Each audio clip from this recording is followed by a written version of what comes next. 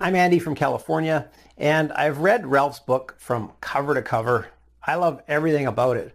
I'm currently converting my own garage into a shop, and Ralph's book has many great ideas.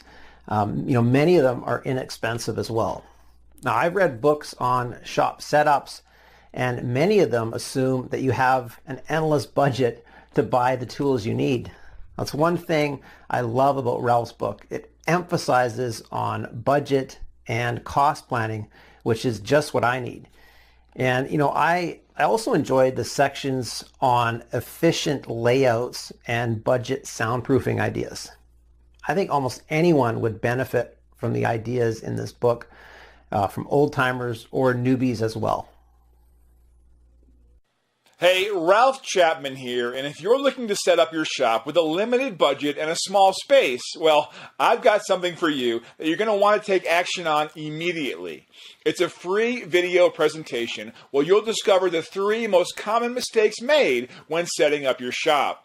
Plus, you'll also discover how to set up your shop for under $1,000, including a shopping list of the best tools and exact links to buy those tools for the lowest price.